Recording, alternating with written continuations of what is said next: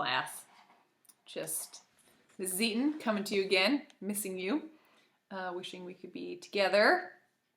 But we're going to have a little story time today. So your next assignment that I'll post on Google Classroom tomorrow morning is to read the first article in our book, or you can access it on Amplify. So I will link it all there. But I figured as just a fun way to feel like we're together, I'm going to give you a little story time and read it to you as well. So you, by all means, do not need to listen to it. You are more than welcome to just read the article. But if you are wanting something to listen to and keep you entertained in all these long days apart, stay tuned because you're going to get to hear the finest reading of Atomic Zoom In that you've ever heard. So get excited. It's on page A1 in your book if you have it at home with you, or like I said, you can get it on Amplify. It's day 1.4 on Amplify, but I'll send the link to Google Classroom. But get started, follow along. We're going to learn all about atoms and molecules today. So get excited. Felt like a cardigan. I sort of feel like a librarian, or perhaps like what's his name? Oh my gosh, you got Mr. Rogers for Mr. Rogers' Neighborhood, which is who I aspire to be. So let's get started. It says, imagine you are eating breakfast. The wooden table you're sitting at is hard, your orange juice smells sweet, and the sugar in your sugar bowl is white. The day has just begun, but you've already come in contact with many substances, each of which has its own set of properties. What is it that gives these substances their different properties? To understand where these differences come from, scientists observe substances at a very small scale, much smaller than we can observe in our daily lives. Let's zoom in and see what we find. What is matter actually made of? In the 1800s, John Dalton was the first to propose the idea that all matter is made of tiny pieces called atoms. Today we call this the atomic theory. Since it is a theory, it may sound like scientists are not sure about it, but a scientific theory is an idea that has a lot of evidence that many scientists have gathered over a long time. Even today, scientists continue to gather evidence that all matter is made of atoms. Atoms are too small for us to see, which isn't actually true. If you Google, you can see pictures. There's electron microscopes where they have taken pictures of like big atoms. There's actually a new video out that is really hard to see in the video, but you can see atoms bonding for the first time. They were able to film atoms bonding, which is super cool. They're obviously way too small for us to see with our naked eye, but there are really cool pictures of atoms that they've taken with like really impressive microscopes. So just a small addition. But the book says, and it is true, we cannot see them with our eye, they're tiny.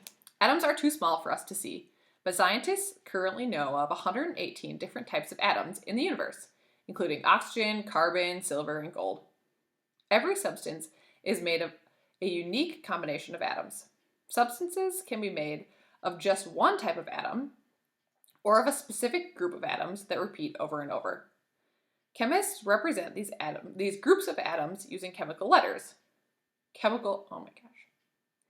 Chemists represent these groups of atoms using chemical formulas, letters and numbers showing the types and numbers of atoms that repeat to make up a substance. Substances have different properties because they are made of different types and numbers of atoms that repeat. How atoms make your orange juice smell good and your socks smell bad.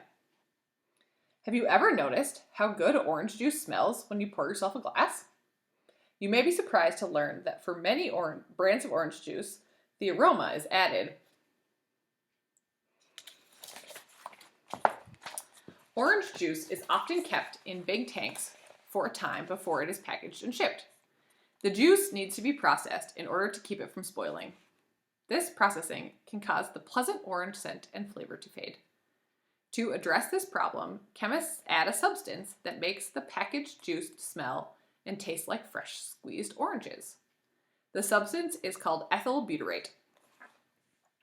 Ethyl butyrate is a naturally occurring substance found in many fruits. If you examined a sample of ethyl butyrate, you might observe that it is a clear liquid with a strong smell of pineapple or orange.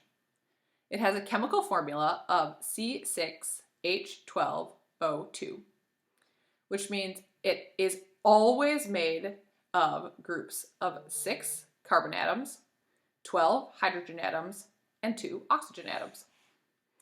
This group of different atoms forms a pattern, and it repeats over and over again to make up the substance. The more times the pattern repeats, the more ethyl butyrate you have. So I feel like that's a little bit deceptive. These pictures, right? This one is, I can't get it. This one is ethyl butyrate. So in this molecule, there are 6 carbons. Those are the black dots. 12 hydrogens, which are the white dots, and 2 oxygens, which are the red dots. And then this molecule, right, in a substance of ethyl butyrate, we would have a lot of these molecules. So this molecule isn't necessarily attached to another molecule. It is next to another molecule, right, depending on what phase it's in, so solid, liquid, or gas. But this molecule always looks like this, and then we would just have a lot of these molecules all packed next to each other.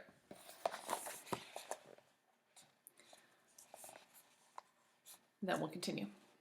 Even very small differences at the atomic scale can have important effects on the properties of a substance. One substance that is similar to ethyl butyrate at the atomic scale is called isovaleric acid.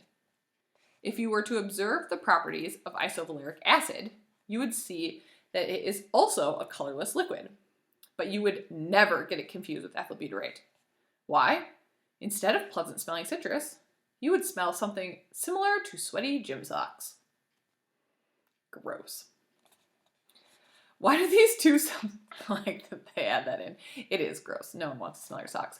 Be nice to your mom and your dad at your house in this lull time where we're not at school and pick up your socks because your parents don't want to do that. That's just a little tip from me to you so that you don't get in trouble when we're quarantined at home. Pick up your socks. Maybe even do the laundry for your parents. They would be so happy. No one wants to smell your socks. All right. Why do these two substances have different properties? Looking more closely at the atoms in isovaleric acid, you can see that it is made up of a group of 5 carbon atoms, 10 hydrogen atoms, and 2 oxygen atoms. So its chemical formula is C5H10O2. Ethyl butyrate and isovaleric acid have different properties because the atoms that make up each substance are grouped differently. Isovaleric acid has 1 fewer carbon atom and 2 fewer hydrogen atoms. These atoms are also arranged in a different pattern. At the atomic scale, these seem like small differences, but even small differences are enough to give the two substances very different properties. So we can see they look sort of similar, right? This one, compared to this one. But they're bonded sort of differently, right? They don't look exactly the same. There's a different number, and then they end up being totally different molecules. So what a molecule is made of, the atoms that are bonded together, totally changes the substance, which is pretty cool. We're on the next section now. It says, are these diamonds real? Chemistry in jewelry trading. Diamonds come from deep inside Earth and are often polished and used in jewelry. Because they are very popular, they are also very expensive. Due to the high price of diamonds, jewelry makers sometimes use substances that share some of the same properties as diamonds but cost less. One of these substances is a human-made material called cubic zirconia. At first glance, cubic zirconia and diamond look very much alike. Both are clear, shiny, and solid at room temperature. However, diamonds and cubic zirconia do not share all of the same properties. For one thing, diamonds are the hardest naturally occurring substance that we know of. naturally occurring. We've created substances that are harder, but we know diamonds occur naturally. So they're very hard to scratch. In fact, diamonds are often used in saws to cut very hard things, like stone.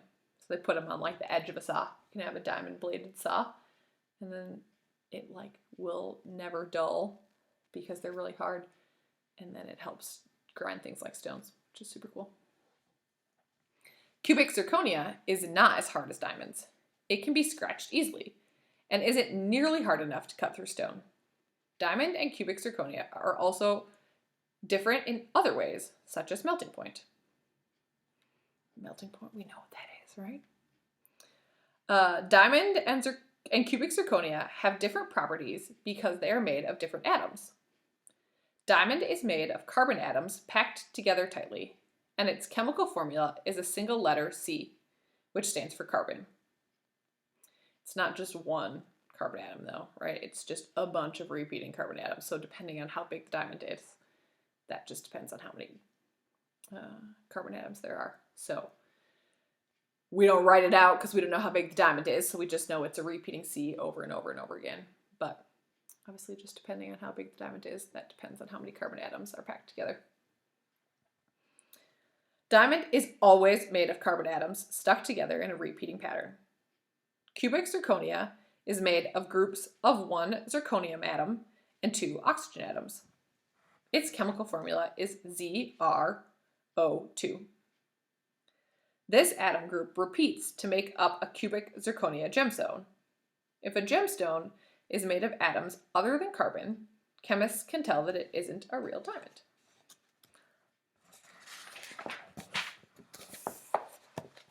Last page.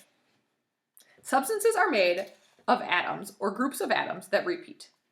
The number and type of atoms that repeat are different for different substances. Diamonds are made of just carbon atoms repeating. Cubic zirconia is a different substance because it has a different group of atoms that repeat. All substances are made of groups of repeating atoms, but these groups can take different forms. In some cases, like ethyl butyrate from orange juice, and isovaleric acid from sweaty socks, these repeating atom groups form separate units called molecules. Individual molecules are not connected to the molecules next to them. Many of the substances that you encounter every day, such as air and water, are made of individual molecules.